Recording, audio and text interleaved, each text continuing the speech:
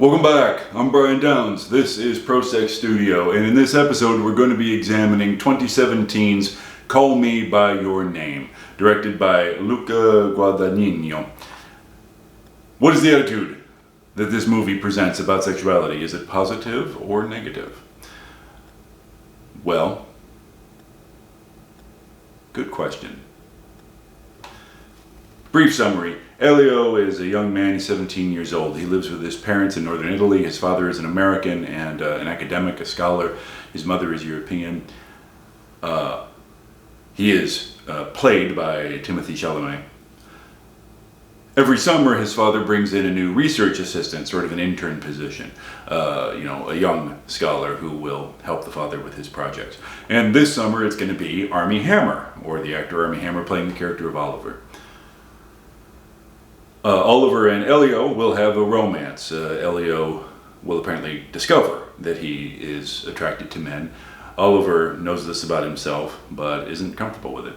In any case, they do have a beautiful, tender, fairy tale romance in all the most beautiful parts of northern Italy. There's not one ugly parking lot in all of that area. In the 1980s, apparently, when the movie is set. What is the movie's attitude towards sexuality? Negative. You might be surprised by that. It's a beautiful romance between these two people who discover a great connection in this bucolic landscape. Sure, but the end of the film is negative. Elio has his romance with Oliver, but Oliver is always on a ticking clock. Oliver's not staying. He's going home to America sooner or later. I mean, that's on the schedule. And that's what he does.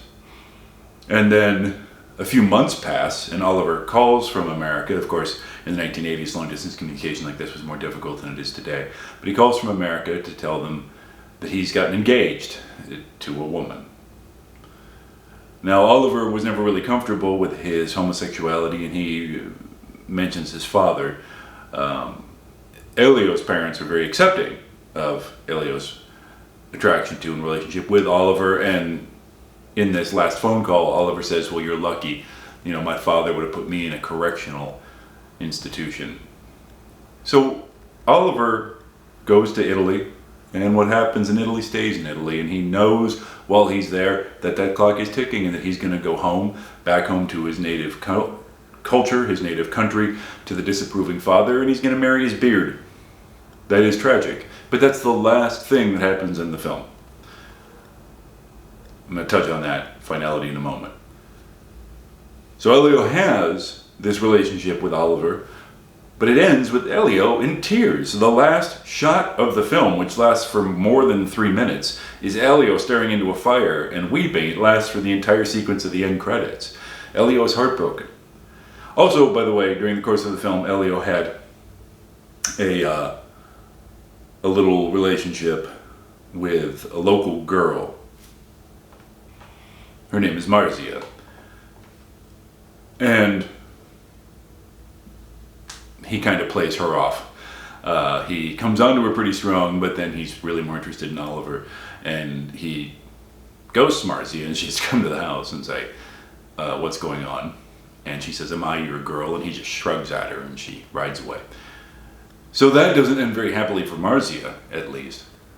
Although, at the end of the film, Marzia comes back to say, I'm not angry at you. I love you. I want to be friends. Let's be friends for life. So there's no big negative impact from that. Marzia is a little unhappy and disappointed briefly, but she seems to get over it. But in any case, still, at the end of the film, everyone is single again. Elio is heartbroken. His lover has left him. That's negative meme number 1. I have 12 negative memes that I have noticed keep turning up in movies and TV shows and so on to hammer into your head the idea that sex is bad and stupid and shameful and dangerous.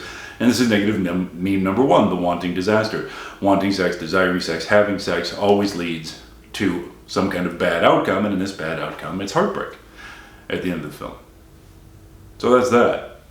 Ultimately, the film's attitude towards sexuality is negative in spite of the beauty of this romance and the terrific performances and all of that.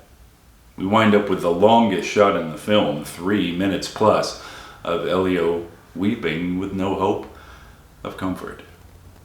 Pretty negative. That said,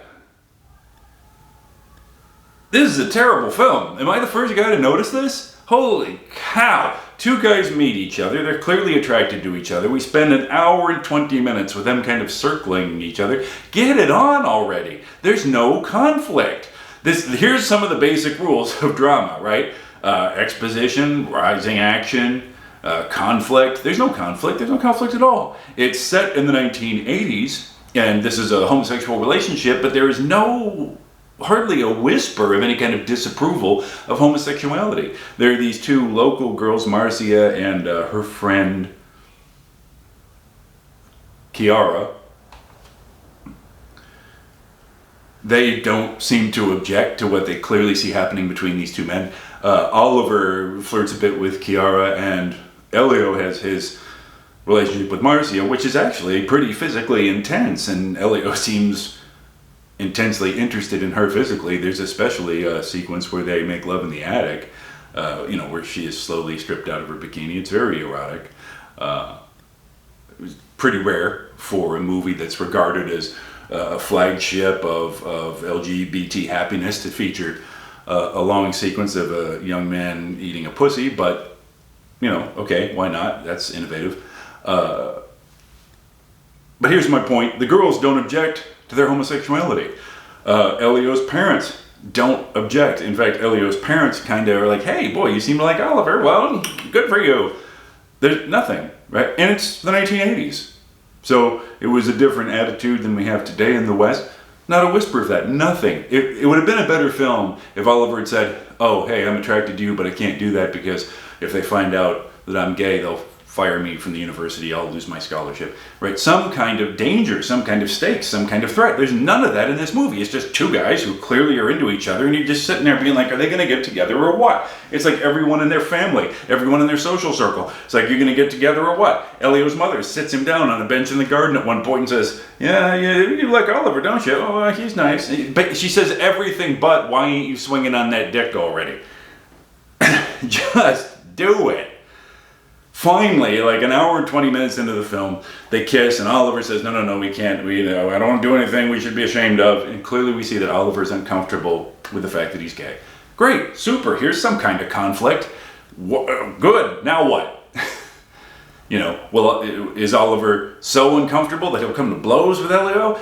Will he flee? Will he go and tell everyone else that Elio is gay in some kind of misguided attempt to humiliate him? No. Nothing. He just says, no, Elio, we can't. I don't want to do anything we should be ashamed of. To which Elio says, oh, okay, how would you like to go on a long bike ride through the most beautiful parts of northern Italy to my own private swimming hole where we will swim together, mostly unclothed? Here's a piece of advice. If you meet a man who you want to fuck, then the best way to do it is a bike ride through northern Italy to your private swimming hole. And if you meet a man who you don't want to fuck, don't go on a bike ride through northern Italy to his private swimming hole. Elio is 17. Now, I don't mind. Different cultures, different places, different jurisdictions have had different ideas about how old is old enough. I don't see Elio as being exploited in any way. He has a sexually mature body. He clearly has romantic and sexual longing. I don't object here. But why is he so young, right? He couldn't be 18, 19, 20. Oliver couldn't be younger. There's this big gap in their ages, but it never features in the movie. And again, it could have been used to create tension. Oh, well, maybe mom and dad are like, well, you shouldn't be involved with a man who's so much older, or something like that. No, nothing. No stakes, no tension, no conflict. If Elio and Oliver had been competing, they were both competing for a scholarship, a place at the university. No, nothing. No conflict, nothing. They barely ever have an argument. The closest thing they come to an argument is a disagreement about interpretations of piano music. It's boring. There's nothing happening in this movie. You're just sitting there like, will you do it already? And then at the end, Oliver leaves, but we knew he wasn't moving permanently to northern Italy. We knew he was going to leave. We knew that from the first minute. He leaves. Elio's upset. Well, Sad for Elio. Okay. But again, that's barely any drama. Finally, at the end, we learn that Oliver has gone back to America and he's left Italy and now he's going to pretend to be straight. And that is sad because not only is Elio alone and heartbroken, but we're sad for Oliver because he has to live that way or feels he has to live that way in the America of the 1980s. And that's not going to be happy for him. We understand that. That happens in the last 5 minutes of the movie. This movie is intensely, agonizingly boring. No stakes, no risk. Oh my God, who wrote this screenplay? Do they understand what drama is? So, that's my opinion on Call Me By Your Name. Falls in the sex negative category because all the sexual relationships that we see on screen wind up in heartbreak and separation, in spite of the beauty of the relationship and the beauty of the setting, and it's also romantic. So that's my view on Call Me By Your Name. Terrific performances by Armie Hammer and Timothée Chalamet. Beautifully shot, beautiful setting, very romantic. It's a romantic romance, but it winds up with Elio's heartbreak. 3.5 minutes of his heartbreak. This incredibly long shot of how sad he is to be separated from his lover, who is now also publicly renounced homosexuality by marrying this woman. Another standout moment, of course, is the scene where Elio porks a peach. Don't forget to like and subscribe. There's more of this every week. Tell your friends. Thanks for watching.